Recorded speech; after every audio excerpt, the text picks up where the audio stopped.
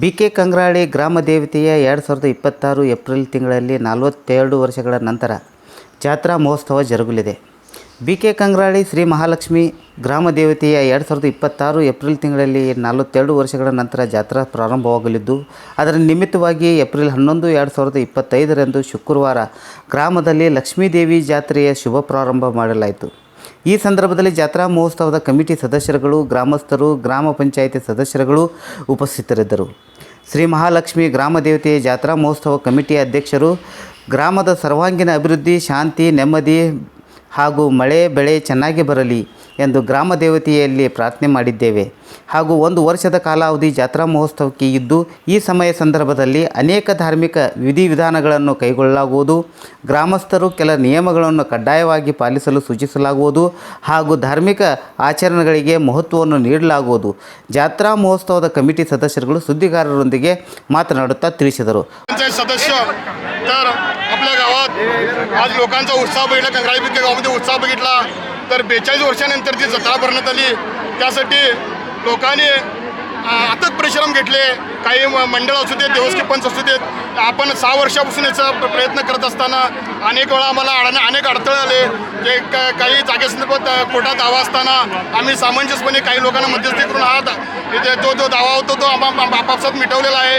आणि आमच्या लोकांच्या आग्रहास्तव, गावच्या आग्रहास्तव आपण ही लक्ष्मीची जत्रा 2026 एप्रिलमध्ये करण्याचं आयोजित केल्यानंतर आज गतीला आपण या लक्ष्मीच्या जे विधिवत कार्याचं करायचं आहे ते आपण सुरुवात केली आहे. देवस्थी पंचांच्या माध्यमातून, तसेच आमचे ग्रामपंचायत सर्व अध्यक्ष, उपाध्यक्ष, सर्व सदस्य, तसेच गावातील इतर सर्व मंडळ असू देत किंवा गावकरी ग्रामस्थ असू देत, यांच्या सर्वांच्या सहकार्यातून एक न भूत न भविष्यवाणी अशी आपण जत्रा साजरी करायची आहे. कारण एक आदर्श निर्माण व्हावा अशी माझी वैयक्तिकरित्या गावच्या लोकांना एक विनंती आहे. कारण जत्रा म्हणजे लोक नको त्या मार्गाला, जे नको त्या यानं पैसा खर्च करतात, समाजाला म्हणजे कुठेतरी घातक करतात. आपण तसे न करता आपण विधिवत कसं होईल आणि समाजाच्या हितानं, समाज दृष्टिकोनानं आपली जत्रा कसं होईल आणि आपला आदर्श इतर गावची लोक कसे घेतील याची सर्वजण काळजी घेऊया.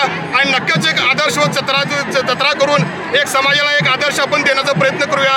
आपण सर्वजण माझ्या विनंतीला, जेव्हा ग्रामपंचायत सदस्य असू देत, इतर कोणी असू देत, ज्याने या जत्रेसाठी प्रयत्न केले त्यासाठी मी समस्त गावकऱ्यांच्या वतीने धन्यवाद देतो. एवढंच बोलतो मी. धन्यवाद.